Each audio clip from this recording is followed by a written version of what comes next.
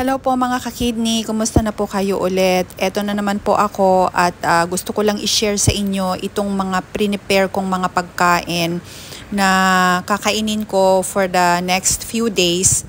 So ngayong araw na ito, gumawa ako ng mabilisang salad. Ito ay lettuce at manipis na slice ng watermelon. Napakainit kasi ngayon ng panahon at masarap talagang kumain ng watermelon. Pero kung mataas ang potassium ninyo, huwag nyo po itong kakainin muna at tingnan nyo po muna yung inyong mga laboratory. So ayan, gumawa ako ng salad. Tapos ito, niluto ng anak ko ito kasi sabi ko pwede ba niyang pakiluto yung beef. So ito ang ginawa niya, parang bistek.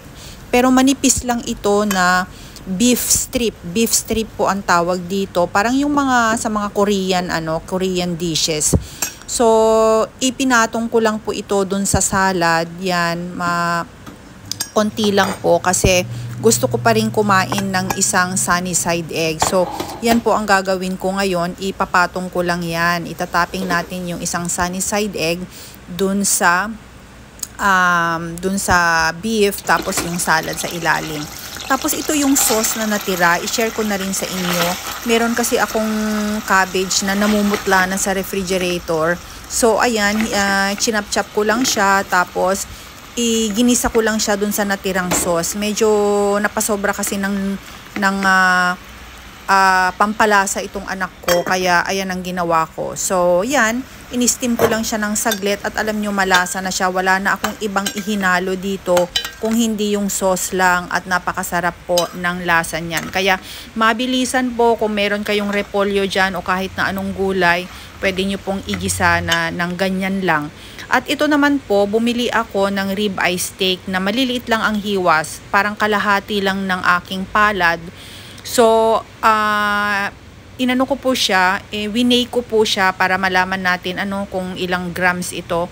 So lumabas na nasa kulang-kulang siyang 100 grams, 95.9. So ngayon ang gagawin ko dito, simple lang din po siya. Ilalagay ko lang siya dyan sa mainit na pan, tapos lalagyan ko siya ng grass-fed butter.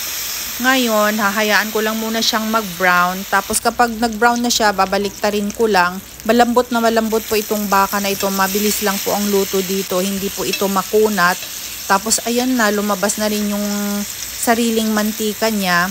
So, napakalasa po nito. Pwede nyo po itong lagyan ng konting pink Himalayan salt at saka pepper. Tapos yan po ang i-prepare ko dun sa cabbage. Yan po ang babaunin kong pagkain ko bukas sa trabaho. So, ayan po, yun lang po at sana po nagustuhan ninyo itong video na ito. Thumbs up naman po, pasuyo na lang at salamat po sa panunood.